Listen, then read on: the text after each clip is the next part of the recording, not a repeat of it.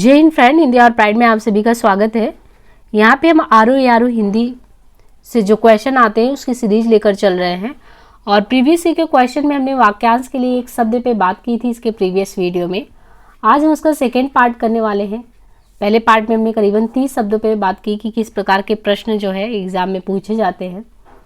उसकी कड़ी में देखिए आगे किस प्रकार के प्रश्न पूछे गए हैं उन पर चर्चा करते हैं। यहाँ पे देखिए क्वेश्चन दिया है कि कनिष्ठिका और मध्यमा के बीच की जो उंगली होती है अंगुली, वो अंगुली को क्या कहते हैं? अनामी, अनामिका, अनामिका और अनीमिका। तो देखिए मिलता जुलता ही शब्द दिया है कंफ्यूज करने के लिए। कनिष्ठिका और मध्यमा के बीच की जो अंगुली होती है ना उसको अनामिका कहते हैं। ये लिखने वाला ध्यान रखिए आप। यहाँ पे जो है ये बेसिकली ये लिखने का जो है ये प्रैक्टिस आप सही रखिएगा, क्योंकि ये आपको ना बझाने के लिए ही दिया गया है अनामिका। तो यहाँ पे जो ये अनामिका है ये सही लिखा गया है, कनिष्ठिका और मध्यमा के बीच की अंगुली। जिसके पेट में माँ ने रस्सी बांध दी हो उसे क्या कहते हैं? दामाद, दाम, दामाद, इतर, दामोदर। तो जिसके पेट में माँ ने रस्सी बांध दी हो उसके लिए हम दामोदर शब्द का प्रयोग करते हैं। क्या करते हैं? दामोदर। जिसके पेट में माँ ने रस्सी बांध दी हो उसको दामोदर शब्द से बुलाया जाता है, दामोदर।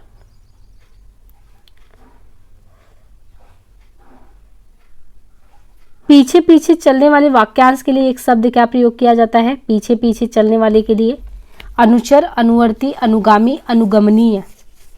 तो देखिए पीछे पीछे चलने वालों के लिए अनुगामी भी कहते हैं, अनुगमन करना, और अनुचर भी कहलाता है। तो यहाँ पे उत्तर ए एंड बी दोनों दे दिया, अनुचर, अनुगामी। तो कभी कभी ऐसी स्थितियां भी एग्जाम में आएंगी जिसमें दोनों ही क्वेश्चन सही होगा और आयोग फिर संशोधित कुंजी लाएगा और वो फिर आपको उस तरीके से देखना होगा। लेकिन आपके पास तो ऐसा विकल्प नहीं है कि ए एंड बी ऐसा कुछ कर सकते हैं, तो फिर आयोग उसकी तरफ ध्यान उसका जाता है। तो या तो उसको प्रश्न को ही वहाँ से अगर आप कहें तो हटा भी सकता है, नहीं भी हटाता है, लेकिन आप देखिए कि अक्सर ये क्वेश्चन में इस तरीके से गड़बड़ देखने को मिलता है। तो अनुचर या अनुगामी दोनों ही शब्द का अर्थ होगा। पीछे पीछे चलने वाले वाक्यांश के लिए एक शब्द अनुगामी भी है और पीछे पीछे चलने वालों को अनुचर भी कहते हैं। इसलिए लोक सेवा आयोग ने संशोधित उत्तर पत्रक में ए एवं बी दोनों को ही सही मान लिया है। तो फिर आप ए लगाइए या बी, दोनों में से जो भी होगा तो हर एक व्यक्ति का वो दोनों में से कोई ना कोई दोनों सही होगा। जिसकी कोई कीमत ना हो सके वाक्यांश के लिए एक शब्द क्या प्रयोग करते हैं? जिसकी कोई कीमत ना हो सके। कीमती, बहुमूल्य, अमूल्य, उपयुक्त में से कोई नहीं, तो उसको कहते हैं अमूल्य। जिसकी कोई कीमत नहीं, अमूल्य। जिसकी कोई कीमत ना हो वाक्यांश के लिए एक शब्द अमूल्य होगा। जिसका मूल्य बहुत ज़्यादा हो उसके लिए एक शब्द बहुमूल्य होगा। तो जब कीमत ही नहीं हो तब तो अमूल्य है, लेकिन पता लग रहा है जिसका मूल्य बहुत ज़्यादा हो उसके लिए बहुमूल्य शब्द प्रयोग करते हैं। थोड़ा नपा तुला भोजन करने वाला, तो ये है कि कोई व्यक्ति है बहुत ही नाप तोल के खाता है, भोजन करता है, उसके लिए मितव्ययी, मिताहारी, मितव्यय, मितहारिन। तो थोड़ा नपा तुला भोजन करने वाले व्यक्ति को क्या कहते हैं? ये देखिए मेंस में भी आया, प्री में भी क्वेश्चन आया। तो थोड़ा नपा तुला भोजन करने वाले वाक्यांश के लिए एक उपयुक्त शब्द है मिताहारी, मिताहारी।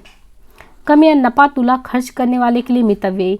तो जो कम या नाप तोल के खर्च करता है कि हमें इतना ही खर्च करना चाहिए उसके लिए मितव्ययी है। और जो बहुत ही नपा तुला भोजन करने वाला है उसके लिए मिताहारी शब्द प्रयोग करते हैं। गुरु के समीप रहकर अध्ययन करने वाले के लिए एक शब्द क्या होता है? शिष्य, विद्यार्थी, आश्रमवासी, अंतेवासी। तो कोई व्यक्ति अगर गुरु के समीप रहकर उनके पास रहकर अध्ययन करता है तो उसके लिए अंतेवासी शब्द का प्रयोग किया जाता है। और ये देखिए कितनी बार ये क्वेश्चन आया है, इसलिए कहते हैं कि प्रीवियस के क्वेश्चन पे आपका कमांड बहुत अच्छा होना चाहिए। लगातार ये आता है। अगर आपसे ये क्वेश्चन गलत होता है तो आप समझिए कि कितनी बड़ी गलती कर रहे हैं। आप हजारों शब्द पढ़ो, परंतु अगर आपने ये नहीं पढ़ा और ये क्वेश्चन इतनी बार रिपीट हो रहा है तो फिर आप अपने आप को कोसेंगे। यहीं पे हमारा प्रीवियस ईयर का क्वेश्चन पेपर जो सॉल्व करने का मकसद जो है कंप्लीट होता है। ये हमारे एग्ज़ाम में जो है रियल एग्ज़ाम में बहुत हेल्प करता है। तो गुरु के समीप रहने वाले को क्या कहते हैं? अंतेवासी शब्द से पुकारते हैं। गुरु के समीप अध्ययन करने वाले को अंतेवासी, आश्रम में निवास करने वाले को आश्रमवासी कहते हैं। जिसके हृदय पर आघात हुआ वाक्यांश के लिए उपयुक्त शब्द क्या होगा? जिसके हृदय पर आघात हुआ हो। तो जिसके हृदय पर आघात हुआ हो वाक्यांश के लिए उपयुक्त शब्द क्या होगा? मर्माहत, मर्माहुत, मर्माहत। अब देखिए यहाँ पे हित दिया है, यहाँ मर्माहत दिया है या मर्माहुत दिया है, और यहाँ पे हु हा में अगर देखें तो छोटा ऊ बड़ा ऊ का मात्रा और इसमें भी अंतर किया है। तो कितनी बारीकी से आपको इसका अंतर जानना है। तो जिसके हृदय पर आघात हुआ वो मर्माहत है। मर्माहित नहीं, मर्माहत, मर्म आहत हुआ है। जो अपने पद से हटाया गया हो के लिए एक शब्द जो प्रयोग में लाते हैं, जो अपने पद से हटाया गया हो उसके लिए एक उपयुक्त शब्द क्या प्रयोग करते हैं? पदभ्रष्ट, पदानुगत, पदानवत, पदच्युत। तो उसके लिए कहते हैं पदच्युत। जो अपने पद से हटाया गया हो के लिए एक उपयुक्त शब्द है पदच्युत। जिसे किसी वस्तु की स्पृहा ना हो के लिए एक शब्द जो प्रयोग में लाया जाता है उसे क्या कहते हैं? जिसे किसी वस्तु की स्पृहा ना हो उसके लिए निस्पृहा, निस्पृह, निस्पृह, निस्पृहहीन। तो यहाँ पे देखिए बी और सी कह रहा कि दोनों ही सही है, यानी यहाँ पे विसर्ग लगा है, निस्पृह ये भी सही है, निस्पृह ये भी सही है। तो जिसे किसी वस्तु की स्पृहा ना हो के लिए एक उपयुक्त शब्द क्या है? उपयुक्त शब्द है निस्पृह। लोक सेवा आयोग ने फिर संशोधित उत्तर कुंजी में जो है सी को भी मान लिया। तो यही चीज़ है कि आपको आयोग में तो यही चीज़ें बहुत सारे में देखने को मिल जाता है। निष्प्रिय भी ये भी सही मान लिया गया, और यहाँ पे अगर देखिए सिर्फ निष्प्रिय है ये भी सही माना गया है। जिसकी पूर्व से कोई आशा ना हो वाक्यांश के लिए उपयुक्त शब्द क्या है? इसके पहले हमने इस पर डिस्कशन किया था कि पहले से कोई उम्मीद नहीं हो, ऐसी घटना को क्या कहते हैं? अप्रत्याशित घटना। कोई उम्मीद नहीं थी पहले से और अचानक हो गई। जिसकी उम्मीद थी वो तो प्रत्याशित है, लेकिन जिसकी उम्मीद नहीं थी वो अप्रत्याशित है। तो जिसकी पूर्व से कोई आशा ना हो उसके लिए, अब यहाँ पे बस ये ध्यान रखिए कि लेखन में ये वाला अगर आपने लगा दिया, आप प्रत्याशित पढ़ा है पर लिखने नहीं आ रहा है, तो आप पता लगा ये षटकोण वाला लगा दिए तो ये गलत हो जाएगा। यहाँ पे बहुत बारीकी से ध्यान रखना है आपको, यहाँ पे संजम वाला सा यूज करना है। तो जिसकी पूर्व से कोई आशा ना हो अप्रत्याशित। झगड़ा लगाने वाले पुरुष, झगड़ा लगाने वाला मनुष्य एक शब्द में उसे क्या कहते हैं? तो जो झगड़ा लगाने वाला होता है उसको शकुनी, नारद, विभीषण, जयचंद्र क्या कहते हैं? तो नारद। आपने कथानकों में ये चीज़ें देखी होगी, नारद भगवान को। तो झगड़ा लगाने वाले मनुष्य नारद कहलाते हैं। तो नारद आप किसको कह सकते हैं? जो झगड़ा लगाए उसे आप नारद कह सकते हैं। जबकि रहस्य या भेद बताने वाले को विभीषण कहते हैं। इसी प्रकार चाल चलने वाले को शकुनी कहते हैं। तो जो चाल चले, ये सब देखिए महाभारत, रामायण, इन सब के पात्रों में जो ऐसे पात्र विशिष्ट अपना रोल अदा किए हैं और उसके लिए जाने जाते हैं, तो नारद है, शकुनी है, विभीषण है। विभीषण ने किस तरीके से रावण का पोल खोल दिया, तो रहस्य अभेद बताने वाला विभीषण हो गया। नारद भगवान को देख रहे हैं कि हर एक जगह पे एंड टाइम पे पहुँच कर जो है इधर की बात उधर करने वाले तो नारद हैं, और जो चाल चलने वाला वो शकुनी है। महल के भीतरी भाग को किस शब्द से जानते हैं? गर्भगृह, अंतःपुर, भीतरी तल, रनिवास। तो महल का जो भीतरी का भाग होता है, अंदर का जो भाग होता है महल का, उसको किस भाग से, उसको क्या कहते हैं? उसको अंतःपुर कहते हैं, अंतःपुर नाम से। तो महल का जो भीतरी भाग होता है उसको अंतःपुर नाम से जानते हैं। जो छीड़ ना हो सके उसके लिए एक उपयुक्त शब्द क्या प्रयोग में करते हैं? जो छीड़ ना हो सके उसके लिए अक्ष है। आ मीन्स नहीं, छ मीन्स क्षरण। जिसका क्षरण ना हो, तो जो छीड़ ना हो सके उसके लिए उपयुक्त शब्द है अक्षय। जो छीड़ अथवा क्षय ना हो उसके लिए अक्षय। जो मिट ना सके उसे अमिट, और जिसका अंत ना हो उसको अनंत कहते हैं। जिसके सिर पर चंद्र हो के लिए एक उपयुक्त शब्द क्या है? जिसके सिर पर चंद्र हो उसके लिए उपयुक्त शब्द क्या है? चंद्रशिखर, चक्रधर, चंद्रशेखर, चंद्रग्रहण। तो जिसके सिर पर चंद्र हो उसके लिए क्या शब्द प्रयोग करेंगे? चंद्रशेखर। जिसके सिर पर चंद्र हो उसे चंद्रशेखर कहते हैं।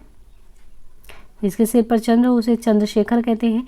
जो चक्र को धारण करता है उसे चक्रधर, तथा चंद्रमा की वह स्थिति जब उस पर पृथ्वी की छाया पड़ने से उसका कुछ या सारा भाग दिखाई नहीं देता उसको चंद्रग्रहण कहते हैं। तो अगर सिर पर चंद्र विद्यमान हो तो चंद्रशेखर, और जो चक्र को ही धारण करता है वो चक्रधर, और चंद्रमा की ऐसी स्थिति जब उस पर पृथ्वी की छाया पड़ने से उसका कुछ या सारा भाग दिखाई नहीं देता तो वो चंद्रग्रहण है। जिसके हृदय में ममता नहीं है के लिए ममता नहीं है उसके लिए उपयुक्त शब्द क्या है? तो जिसके हृदय में ममता नहीं है उसको मर्माहत, निर्मम, क्रूर, निर्दय क्या कहेंगे? उसके लिए कहेंगे निर्मम। ममता नहीं है ना, निर्मम है वो व्यक्ति, निर्मम ही कहते हैं, निर्मम। जिसके हृदय में ममता नहीं हो निर्मम, जिसके हृदय में दया ना हो वो निर्दयी कहलाता है। तिलक लगाने में किस अन्न का प्रयोग उपयुक्त होता है? जो तिलक लगाया जाता है उसमें कौन से अन्न का प्रयोग करेंगे तो वो सही है? गेहूं, जौ, अक्षत, उड़द। तो देखिए तिलक लगाने में जो प्रयोग करते हैं वो अक्षत होता है। तिलक लगाने में प्रयोग किया जाने वाला अन्न अक्षत चावल होता है। जो जौ का प्रयोग हवन सामग्री के लिए करते हैं, जौ का। और तिलक जब लगाते हैं तो अक्षत लगाते हैं, चावल जो। जिसका जन्म छोटी जाति निचले वर्ण में हुआ हो उसके लिए एक उपयुक्त शब्द क्या है? तो जिसका जन्म छोटी जाति निचले वर्ण में हुआ हो उसके लिए अंडज, अंत्यज, अछूत, शूद्र। तो उसके लिए अंत्यज शब्द प्रयोग किया जाता है। जिसका जन्म छोटी जाति या निचले वर्ण में हुआ हो उसे अंत्यज कहते हैं। जो अंडे से जन्म लेता हो उसको अंडज कहते हैं। चारों वर्ण ब्रह्म, ब्राह्मण, क्षत्रिय, वैश्य तथा शूद्र में जिसे अंतिम स्थान प्राप्त हो उसे शूद्र कहते हैं। जिसे छूना मना हो, जो छूने योग्य ना हो उसको अछूत कहते हैं। अब ये क्वेश्चन देखिए वापस से ये दूसरे एग्जाम में रिपीट हुआ कि अंत्यज शब्द किसके लिए प्रयोग किया जाता है? तो अंत्यज तथाकथित निम्न जाति में जो जन्म लेने वाला व्यक्ति होता है उसको अंत्यज कहते हैं। जिसका उपचार ना हो सके के लिए एक शब्द क्या प्रयोग करते हैं? जिसका उपचार ना हो सके, दुस्साह, श्रम साध्य, असाध्य, साधनहीन। तो यहाँ पे देखिए जिसका उपचार ना हो सके उसके लिए असाध्य शब्द प्रयोग करते हैं, असाध्य। जिसका उपचार ना हो सके उसके लिए एक शब्द है असाध्य। जिसकी सहायता कठिनाई दूर से किया जा सके, कठिनाई से, वाक्यांश के लिए एक शब्द है दुस्सह। तो जिसका उपचार नहीं हो पा रहा है वो असाध्य है, और जिसकी सहायता आप कठिनाई से कर पा रहे हो उसके लिए दुस्सह। और जिसका उपचार श्रम से हो के लिए एक शब्द है श्रम साध्य। जबकि साधन से रहित है उसके लिए साधनहीन शब्द का प्रयोग करते हैं, साधनहीन। वीर पुत्र को जन्म देने वाले वाक्यांश यानी वीर पुत्र को जन्म देने वाली वीरांगना, वीर प्रसु, पुत्रवती, वीर बहुरी। तो यहाँ पे देखिए वीर प्रसु प्रयोग करते हैं। वीर पुत्र को जो जन्म देने वाली होती हैं उनको वीर प्रसु कहते हैं, वीर प्रसु। वीर स्त्री के लिए एक शब्द वीरांगना भी होता है, तो वीरांगना। और पुत्र को जन्म देने वाले के लिए एक शब्द होता है पुत्रवती। और वीर बहू के लिए वीर बहुरी। तो यहाँ पे जो वीर पुत्र को जन्म दे उसके लिए वीर प्रसु, वीर स्त्री के लिए वीरांगना, और पुत्र को जन्म देने के लिए जो एक शब्द है पुत्रवती और वीर बहुरी। शक्तिशाली, दयालु, शांत, धीर और योद्धा नायक के लिए एक शब्द क्या प्रयोग करते हैं? जो शक्तिशाली भी हो, ऐसा नायक जो है जो शक्तिशाली भी हो, दयालु भी हो, शांत, धीर और योद्धा। तो शक्तिशाली, दयालु, शांत, धीर और योद्धा नायक के लिए जो एक शब्द प्रयोग किया जाता है वो उसको धीरोदात्त कहते हैं। क्या कहते हैं? शक्तिशाली, दयालु, शांत, धीर और योद्धा। उस नायक को क्या कहते हैं? धीरोदात्त। नायक में धीर ललित भी होता है, धीरोधत्त भी होता है। यहाँ पे आपको बारीकी से बस ये अंतर करना है। जब हम लोग नाटक वगैरह पढ़ते हैं तो उसमें जो नायक के गुण वगैरह है उसमें इन चीज़ों को पढ़ते हैं। तो यहाँ पे देखिए धत्त है, धीरोधत्त है ना, इसके बारे में भी पूछा जा सकता है। तो यहाँ पे धत्त ऐसे है और यहाँ पे धीरोदात्त है, दा। इसी को आपको बहुत बारीकी से दोनों को ध्यान में रखना है। तो यहाँ पे अगर कहे कि शक्तिशाली भी है और जो शक्तिशाली है दयालु भी है, शांत है, धीर है, तो ऐसे को क्या कहेंगे? इसको धीरोदात्त कहेंगे। ऐसे नायक सभी को पसंद है, दयालु हो, शांत हो, धीर हो, योद्धा नायक हो। सूरवीर किंतु अभिमानी हो तब धीरोधत्त। बस यही चीज़ है। कोई व्यक्ति देखिए दो प्रकार के व्यक्ति हैं, आप पसंद किसे करेंगे? एक बहुत ही सूरवीर हो, बलवान, उसकी बहुत ताकत हो, पर वो किसी का रक्षा ना कर पाए क्योंकि उसके अंदर अभिमान बहुत ज़्यादा है। ऐसे लोग को कौन पसंद करेगा? और एक व्यक्ति जो शक्तिशाली भी है, दयालु भी है, उसकी शक्ति किस काम आ रही है? दयालुता के काम। शांत है, धीर है, योद्धा नायक है, तो धीरोदात्त है। उदात्त ऐसे मानिए कि वो उदात्त प्रकृति का है। और जबकि सूरवीर हो किंतु ललित कलाओं का प्रेमी नायक हो तो उसके लिए जो शब्द प्रयोग करते हैं धीर ललित। तो यहाँ पे धीरोधत्त, धीरोदात्त और धीर ललित तीनों को ध्यान रखिए।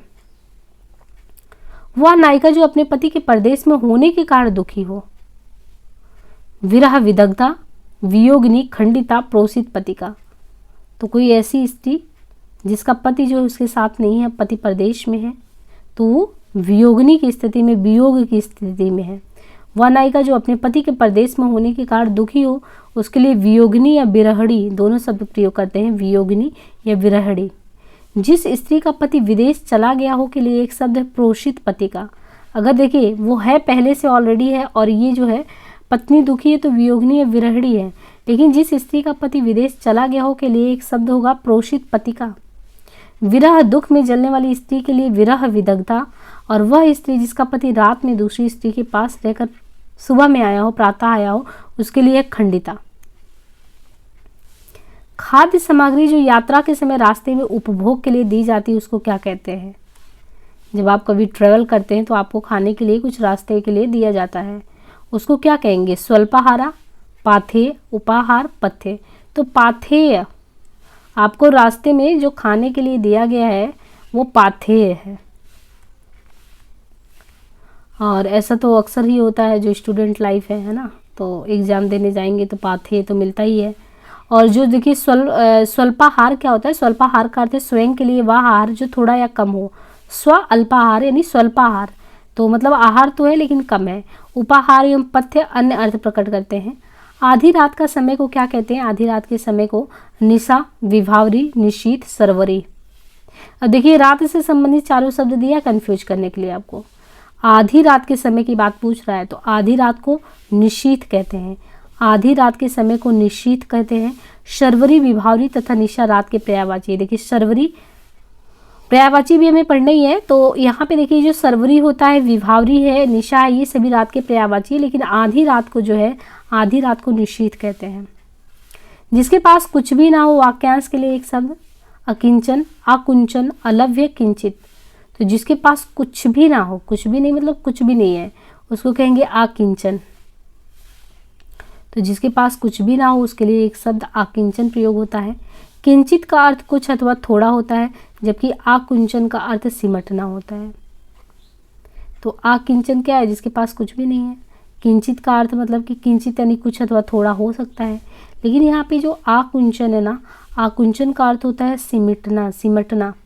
अलव्य उसे कहते हैं जिसे प्राप्त ना किया जा सके। अलव्य जिसे प्राप्त नहीं कर सकते हैं तो हम कहते हैं जिसे प्राप्त ना किया जा सके, अप्राप्य, लेकिन उसको अलव्य कहते हैं। अलव्य भी कहते हैं, अलव्य प्राप्त ना किया जा सके। और आकुंचन का अर्थ सिमटना होता है। जिसके पास कुछ ना हो उसके लिए एक उपयुक्त शब्द क्या है? अभी हमने देखा अकिंचन, देखिए वापस से वही क्वेश्चन रिपीट हुआ है। जिसके पास कुछ ना हो अकिंचन। तो ये अंदाजा है कि आपको इस तरीके से प्रश्नों पे बिल्कुल विशेष ध्यान देना है और इनको बिल्कुल रट लेना है। जिसके पास कुछ ना हो उसको आकिंचन। जिसे बुलाया ना गया हो वाक्य के लिए एक प्रयुक्त शब्द क्या होगा? अतिथि, अभ्यागत। तो जिसे आप बुलाए नहीं हो फिर भी वो व्यक्ति आ गया हो। अनाहुत रिश्तेदार कौन है ऐसा? तो जिसे बुलाया ना गया हो फिर भी वो आ गया, उसे अनाहुत कहेंगे। जिसे बुलाया ना गया हो फिर भी वो व्यक्ति आ जाता है तो उसको कहते हैं अनाहुत। मोक्ष की रखने वाला इच्छा जो व्यक्ति होता है कि वो सोचता है इस संसार से हमको छुट्टी मिल जाए, मोक्ष की इच्छा रखने वाला, तो मोक्ष का योगी, मुक्तकामी, तपस्वी, मुमुक्षु, तो ऐसे व्यक्ति को मुमुक्षु कहते हैं।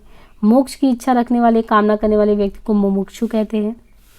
देखिए यहाँ पे जो मुमुक्षु है कभी कभी ये पूछता है वाक्य शुद्धि में, शब्द शुद्धि में, तो मुमुक्षु कहते हैं जो व्यक्ति जो है कि हाँ इस दुनिया से कल्याण हो, मुमुक्षु।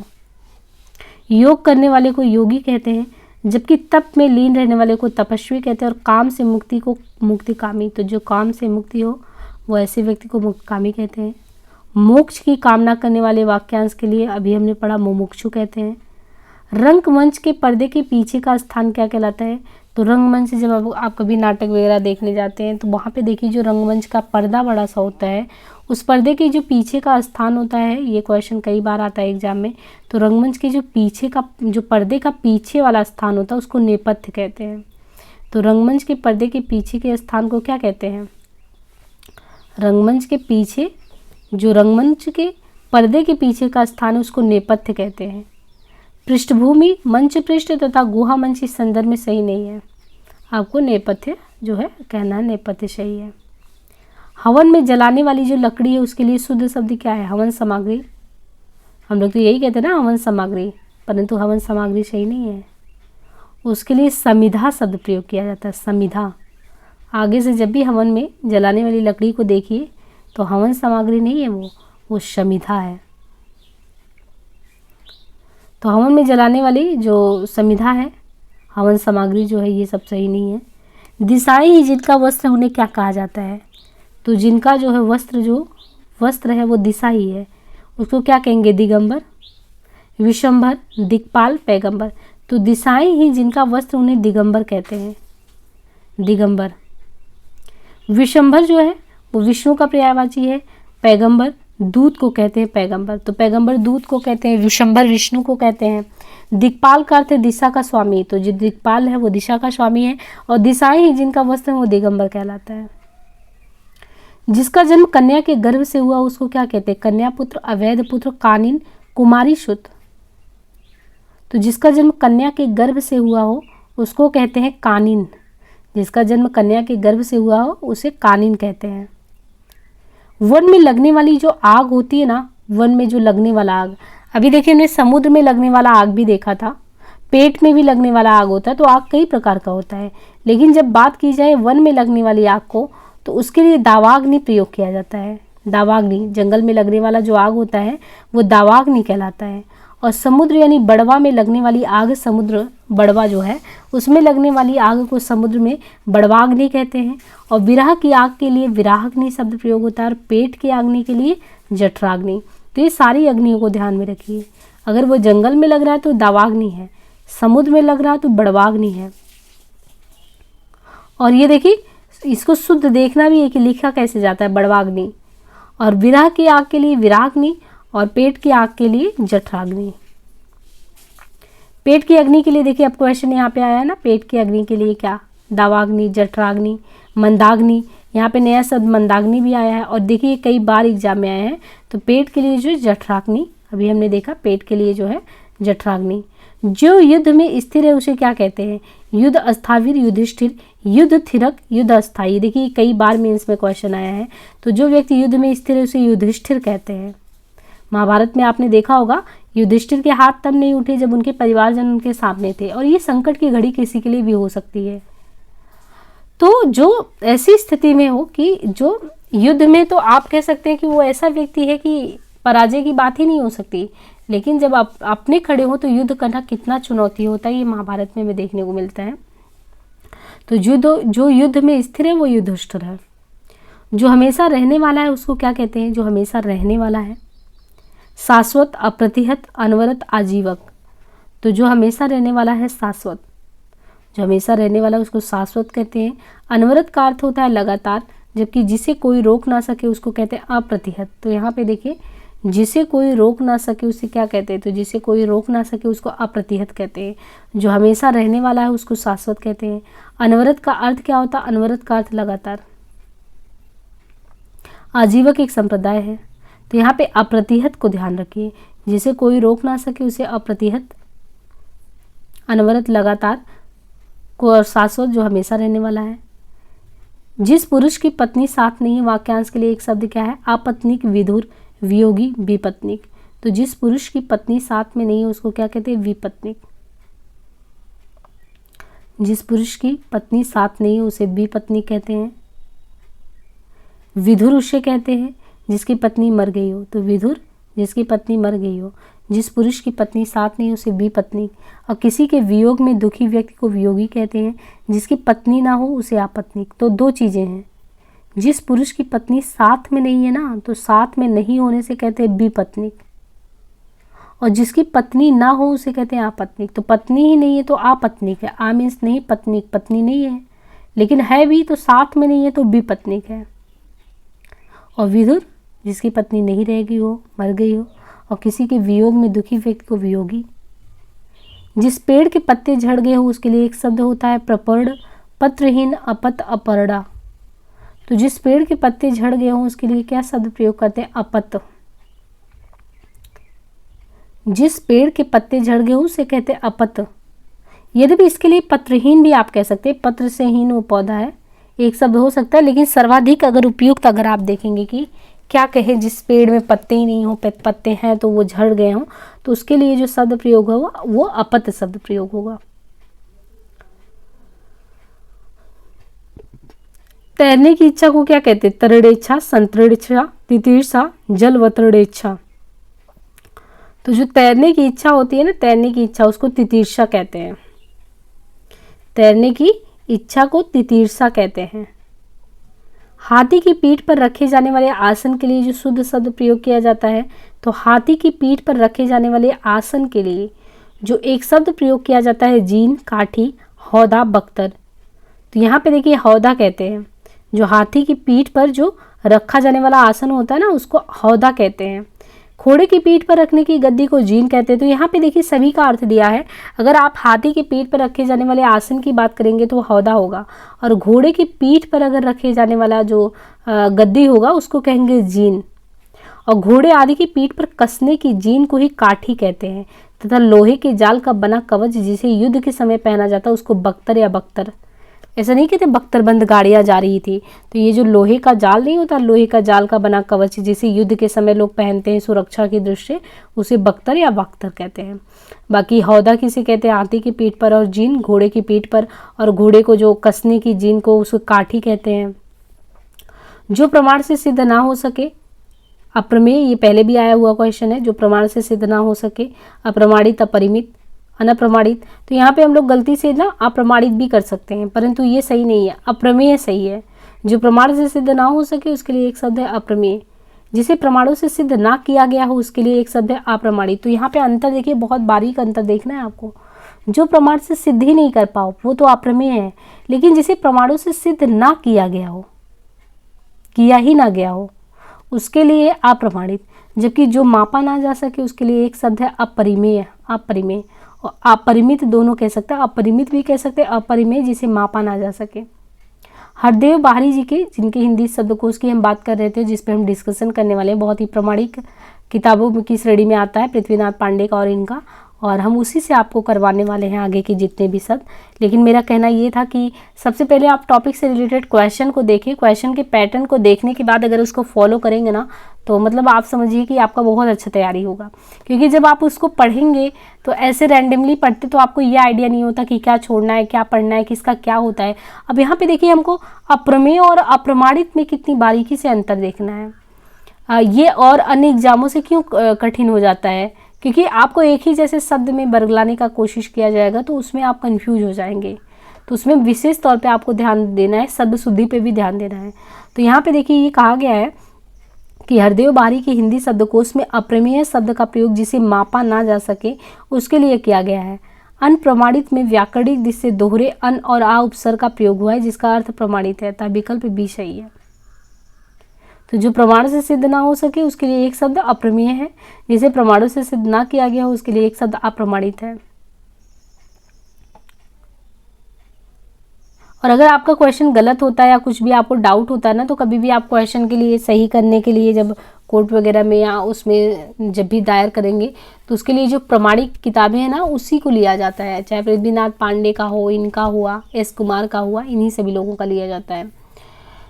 तो मूल प्रमाणिक जो पुस्तकें हैं उन्हीं से पढ़िए, प्रीवियस के क्वेश्चन को लगाइए, और फालतू इधर उधर का ढेर सारा टेस्ट लगाने से कोई मतलब होता नहीं है। मेरा पर्सनली ये है मानना कि जितना ज़्यादा आपका प्रीवियस का क्वेश्चन हेल्प करता है और मूल जो किताबें होती हैं वो करती है, उतना आप ढेर सारा अगर टेस्ट भी लगाएंगे ना, टेस्ट तो बहुत बात की चीज़ हो जाती है।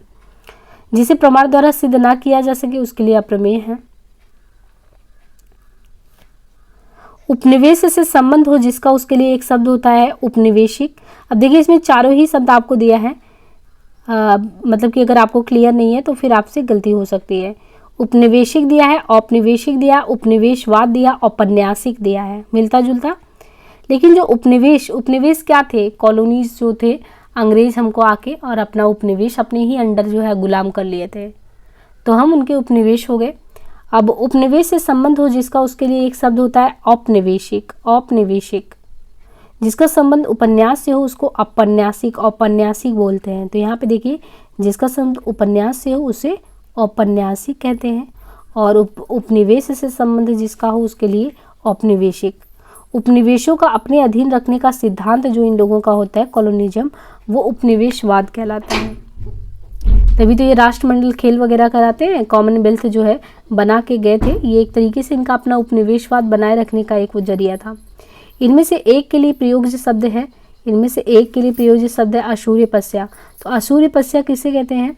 वह स्थान जहाँ सूर्य न दिखाई दे, वह स्थान जहाँ सूर्य का प्रखर प्रकाश बड़ा कष्टकारी हो, जिसको सूर्य भी ना देख सके, रनिवास में कड़े पर्दे में रहने वाली स्त्री, जो स्त्री सूर्य को भी ना देख सके उसे आसूर्य पश्या कहते हैं। यह शब्द पर्दे में रहने वाली उस स्त्री के लिए भी प्रयुक्त होता है जो पर्दे के कारण सूर्य का दर्शन नहीं कर पाती। तो दोनों के लिए, वही स्त्री जो सूर्य भी ना देख पाए तो उसको सीधा सीधा कह दे आसूर्य पश्या, तो वो सूर्य को कैसे नहीं देख पा रही है। इसका मतलब रनिवास में, जो रनिवास होता है जहाँ पे पहले बहुत सारी स्त्रियों वगैरह को रखा जाता था, तो रनिवास में जो राजाओं के महलों में ये सब चीज़ें होती थी रनिवास, तो वहाँ पे ऐसे कड़े पर्दे में रखेंगे तो सूर्य वैसे भी नहीं पहुँचेगा, तो वो देख नहीं पाएंगी। तो वही कह रहे हैं कि ये शब्द पर्दे में रहने वाली उस स्त्री के लिए भी प्रयोग होता है जो पर्दे के कारण सूर्य के दर्शन ही नहीं कर पाती है। जो स्त्री सूर्य भी ना देख सके वाक्यांश के लिए क्या एक शब्द प्रयोग में आता है, तो आसूर्य पश्या। उत्तराधिकार में प्राप्त संपत्ति जो होती है उसके लिए एक शब्द क्या प्रयोग करते हैं, रिक्त, वशीयत, धरोहर, संदाय। तो देखिए यहाँ पे समझना है, जो उत्तराधिकार में प्राप्त संपत्ति होती है उसको क्या कहते हैं। उत्तराधिकार में हम लोग कहते हैं ना कि विरासत में ये चीज़ें मिली वो, लेकिन उत्तराधिकार में जो चीज़ें मिलती है ना उसके लिए जो एक शब्द प्रयोग होता है उसको रिक्त कहते हैं, रिक्त, है ना। तो यहाँ पे जो वस्तु दूसरों के यहाँ रखी जाए उसे धरोहर कहेंगे। तो यहाँ पे बारीकी से समझिए, आपको जो है उत्तराधिकार में मिला है उसके लिए जो शब्द प्रयोग किया जाता है ना वो शब्द है रिक्त। रिक्त जो है ये कहलाता है रिक्त। और आपने किसी के पास रख दिया तो वो आपका धरोहर है, आपने कह दिया कुछ दिन के लिए देख ले, आपको तो उत्तराधिकार में मिला है, रिक्त है, लेकिन आपने अपनी संपत्ति को किसी को रखने के लिए तो धरोहर रखने के लिए दे दिया। और किसी के मरने के पूर्व उसी के द्वारा किसी को अपनी संपत्ति का वारिस घोषित करना, मरने से पहले कोई घोषित कर देता है तो वसीयतनामा होता है। किसी के पास रखी हुई दूसरे की वस्तु, तो ये देखिए यहाँ पे पूछा गया है धरोहर, किसी के पास रखी हुई दूसरे की वस्तु धरोहर कहलाती है। गिरा हुआ के लिए एक शब्द क्या प्रयोग करते हैं, तो गिरा हुआ। गिरा हुआ के लिए एक शब्द क्या प्रयोग करते हैं, तो गिरा हुआ के लिए पतित शब्द का प्रयोग करते हैं। तो चलिए वीडियो बहुत लंबी नहीं करेंगे, बहुत ही बारीकी से आपको अध्ययन चिंतन मनन करना है, बहुत फास्ट नहीं करना है। 6 टॉपिक है, बारीकी से इसलिए करना है क्योंकि इसमें आप ज़्यादा अगर क्वेश्चन का आंसर ज़्यादा सही नहीं करते हैं तो बहुत फिसलने के चांस हो जाए। 60 में जो है 55 तक लोग सही करते हैं, तो हमें बहुत बारीकी से अध्ययन करना होगा तभी जाके ये चीज़ें पॉसिबल हो सकती है। तो पहला हमारा यही है कराने का कि पहले हम जैसे वाक्यांश के लिए एक शब्द टॉपिक आपको प्रीवियस ईयर के क्वेश्चन पे चर्चा कर रहे हैं, और जो हमारा सेकेंड पार्ट होगा इसका कि इससे रिलेटेड जितने भी आपको फैक्ट हो उनसे आपको रूबरू कराएं। सो आज के लिए इतना ही, धन्यवाद।